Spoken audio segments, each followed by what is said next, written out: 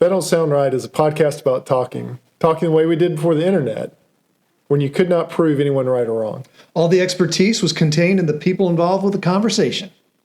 I'm Peter. I'm Cecil, and I hope you enjoy our conversations. And as you listen, if you find yourself silently saying, that don't sound right, send us a comment. You're one of us. One squirrel is going to another squirrel's territory, looking for that squirrel's nut and relocating it as a prank.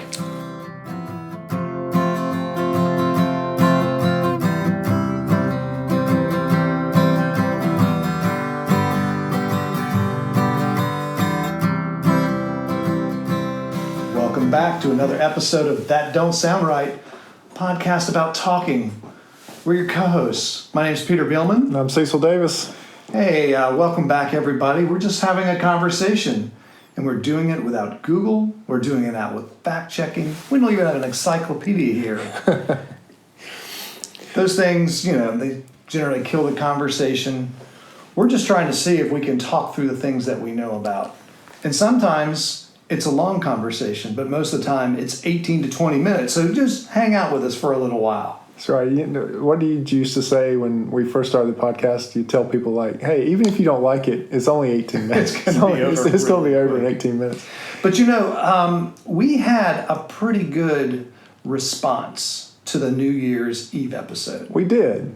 And this was surprising to me because you know a secret that our listeners don't know. Go ahead and let them in on it. So about 3/4 of the way through that episode, I actually said, we need to stop this. I don't think this episode's going anywhere. Yeah, you said, is this going anywhere? Yep. We had to cut it out. He cut that part out where he says, is this thing going anywhere? And yet... You were ready to pull the plug. I was ready to pull the plug. And yet, we've had the most robust response to the wildlife episode of any episode we've had almost. We've gotten emails. We've had phone calls. Text. It's been on the super secret texting our text line. That's right.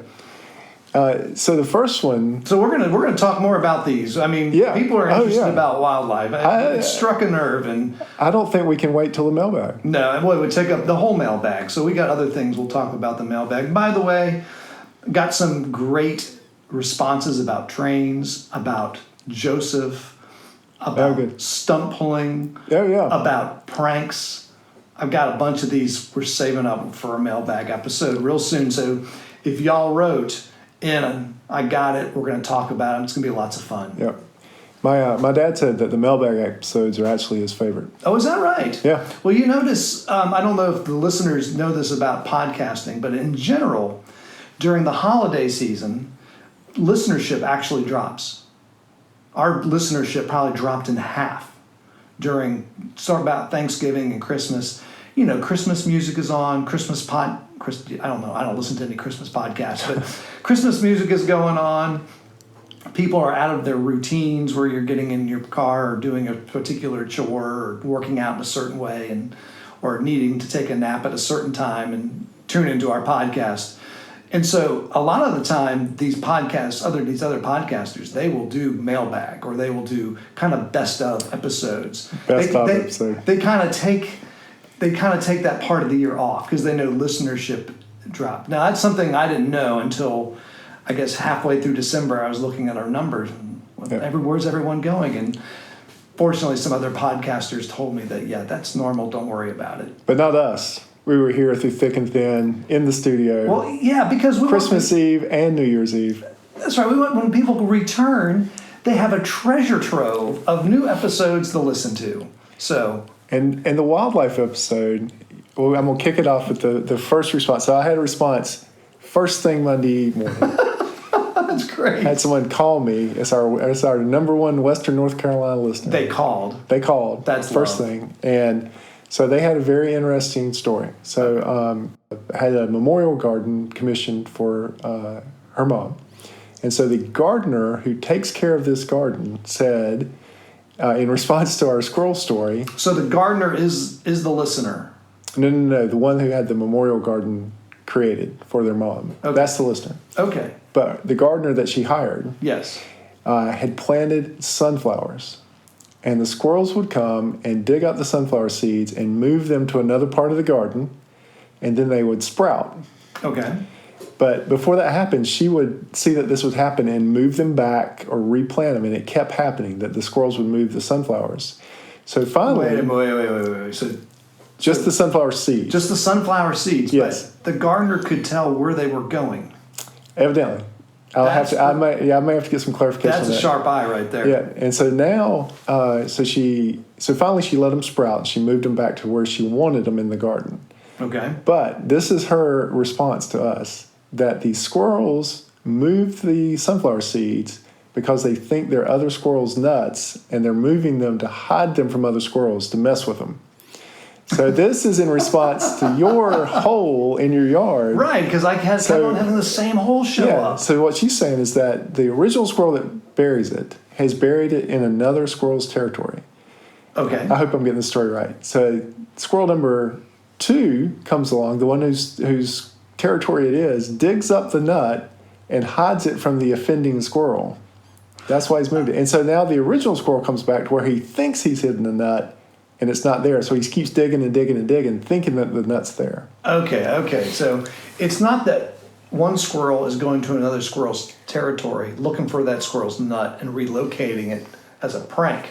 No. It's that the original squirrel put his nut in the wrong territory. Territory, correct. And then the actual territory owner of that right. nut comes in.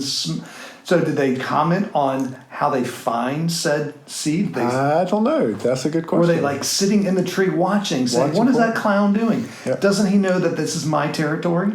I don't know. Okay. I have to go back and get some follow up. Because maybe they're going around smelling, Yep. and they know all the smells of their seed. It's like, I've never planted a sunflower seed in my territory. Now this is just the kickoff story. But the squirrel doesn't bother eating that particular seed. It just moves it. Just moves it. Because for me, I just eat it. Right. It moves it to mess with the original squirrel, the offending squirrel, the trespassing squirrel. Now this is a gardener who's observes nature all the time. So they gotta have a sharp. They must have a sharp eye to see where the stuff the seed goes. Though that's what's fascinating to me. That the gardener actually saw where that seed ended up. Now maybe this is over time. Yeah. Over the years, wherever she plants, she has a certain spot she plants sunflower seeds. Yeah. And then over time, she's noticed they always sprout out 5 feet over there. Maybe.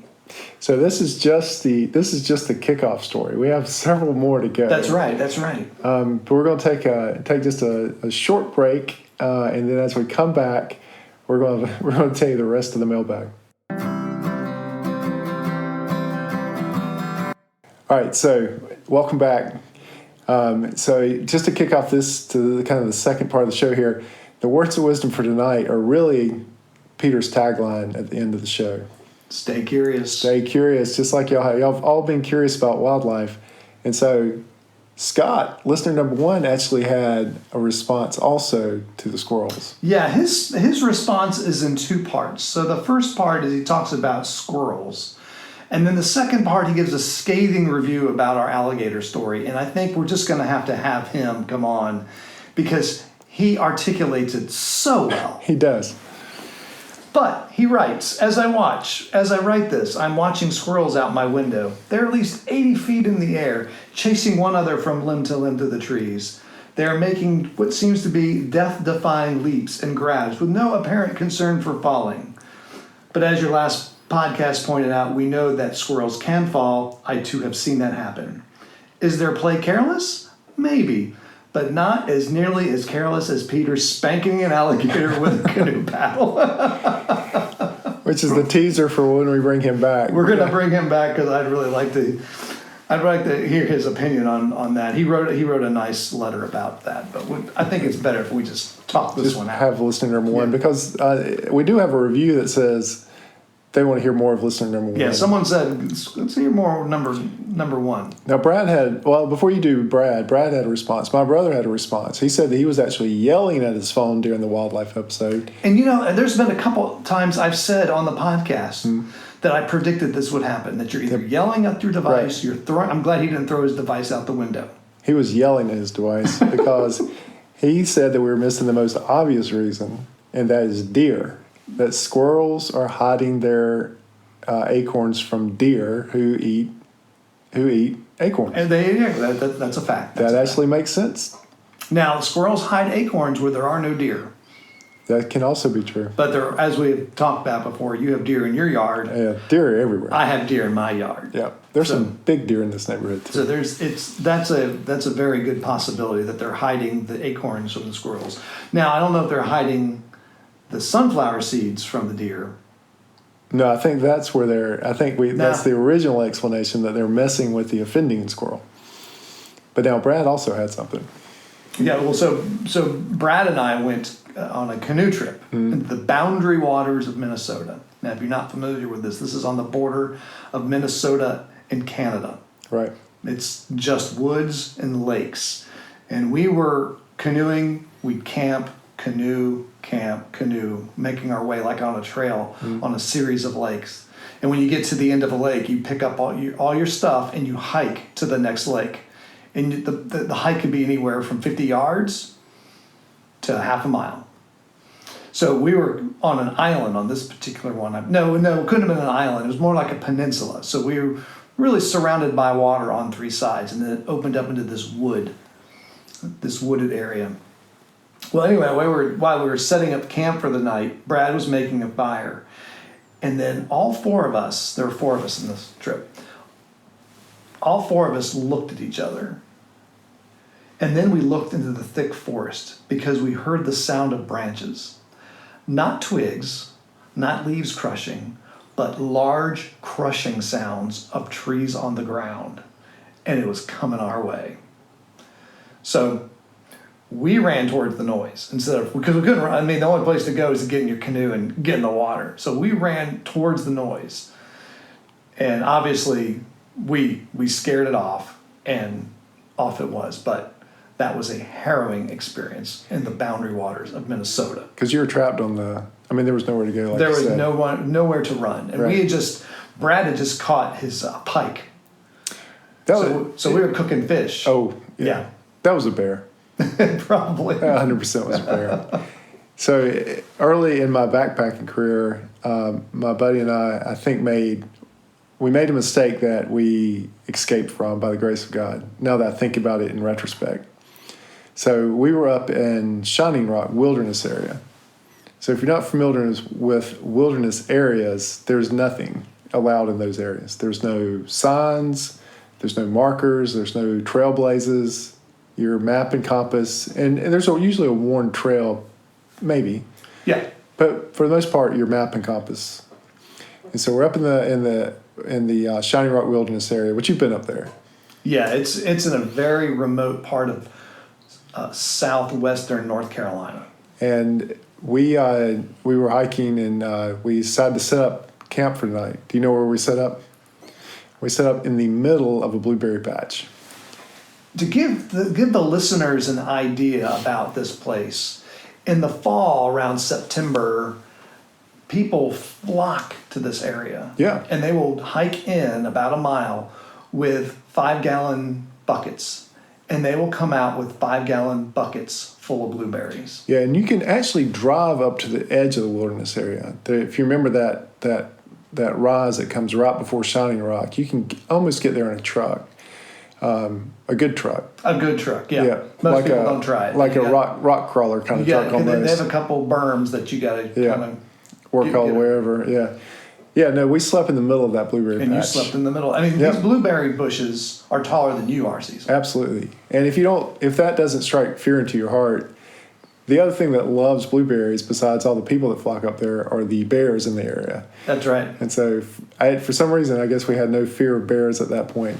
I really think you're okay. There's enough blueberries to go around, Cecil. There's enough blueberries. They would have to come, and we were well into the middle of it. So. I mean, if they were hankering for a blueberry burrito, where you were in your sleeping bag all wrapped up with a nice blanket, Cecil on a blanket, blueberry flavored, then they would come after you. But I think they probably had plenty to worry about. Maybe that was the safest spot, was to be in the middle of the blueberries. Mm-hmm. So were there any other follow-ups on the squirrel episode, wildlife episode? I think we hit them all. Well, on the wildlife episode. So. Oh wait, there was one more. Yes. This is not about squirrel, but this is about government crow. That's almost sounds like a band. Yeah, I think it'd be a great band name, government. Not really good, but it was about a crow. So Harry tells us a story. So he just pulls up to a Sheetz. It's a gas station here in North Carolina. They also kind of go up into Virginia and up into, I think they go in Pennsylvania. It's kind of this local gas station chain. But he went to put gas in his car, and he noticed this rat mouse thing runs over to the front of his car underneath his tire. And so the first thing he thinks of, oh great, a rat's nest. Because some of the wiring on modern cars is made with soy. And so rats have been known to get in your car and chew on your wires. And that's the last thing he wanted, was a rat starting to make an interest in making a nest in his car. So he goes to the front of his car, he looks over it, and then the mouse sees him and scurries away.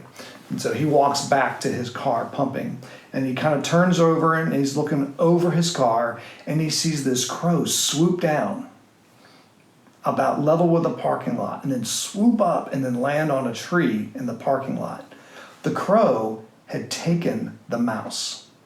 Really? Now, have you ever heard of a crow eating? I've heard of eating crow. No, I haven't heard of a crow eating mouse. But have you heard of a crow eating a mouse? No. I had no idea crows were.